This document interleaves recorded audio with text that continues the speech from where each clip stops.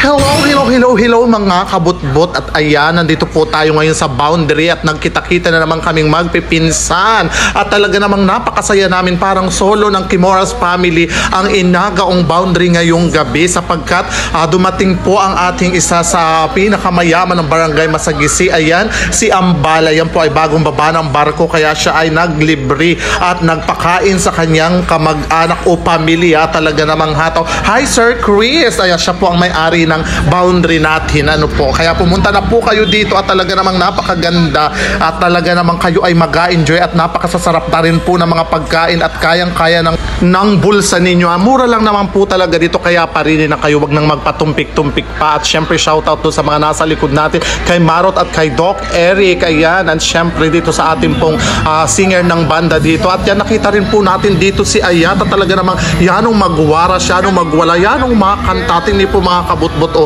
yan po ay taga Masagisi rin, bagong dating, at syempre siya po ay isa rin po na nandito sa boundary upang magsaya, mag-inom, talaga namang magwalwal, at talaga naman po kasing napakaganda ng ambience dito at matatanggal ang inyong mga problema once na pumunta kayo dito. At dito po talaga, ito po ay resto bar at pwede po tayong magwalwal, mag-disco dito, and everyday po itong bukas simula alas 4 hanggang hindi ko alam kung hanggang anong oras po, hanggang tayo po ay nagkakasiyahan. Para social po talaga, parinin na kamo. At kami ay ilan-ilan. Shout out din po kay Maricel.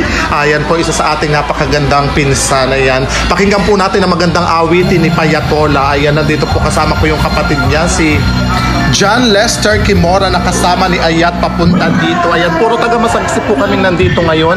And syempre medyo madalang po ang tao sapagkat naulan-ulan po kaya kami ay hindi makapunta yung iba dito kasi nga po wala silang rides, at bukod sa lahat ay malakas ang ulan sa iba't ibang bahagi ng lalawigan ng Marinduque, lalo dito sa bayan ng Santa Cruz, diba Maricel? Social. At yan, syempre ako po ay nagpahulaw-law na konti. At itong nakikita niyo yung pulutan at inumin, ito po ay libre lamang ni Ayat sapagkat siya nga po ay bagong dating at siya daw po maalis na bukas kaya siya ay nagyaya ng inuman. Ay kaya ito po, mag-enjoy tayo. Kaya nakikita niyo ang dami ng pulutan.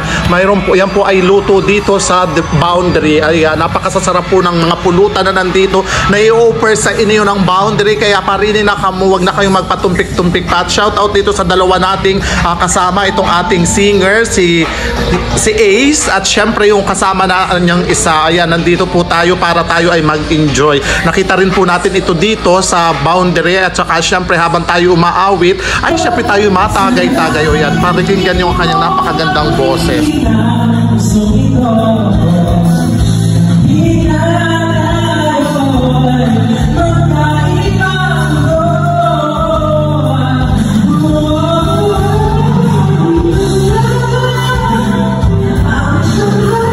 Diba, napakaganda ng kanyang boses, at talaga naman dapat ay adalhin niyo dito niyo yung mga kabit, yung inyong mga asawa, yung mga katipan, yung inyong mga inaligawan, na talaga naman mag-enjoy sila dito mga kabutbot. Kaya parinin na kayo sa Luzon, Visayas at Mindanao at sa buong lalawigan ng Marinduque na nakakapunta dito at nakikita ang live na ito, ang video ito, ang vlog na ito, at kahit ano pa, whatever ang tawag natin dito, parinin kayo sa boundary. Ito'y malapit sana po Santa Cruz, Marinduque, at napakabilis at mabilis makita sapagkat ito'y tabing kalsada lamang. At syempre hindi lamang inumin at pagkain ang maaari nating ma-offer dito at makita natin, maaari ding magkaroon tayo ng mga kaibigan ng ang bago kakilala na para lumawak yung ating pangalan.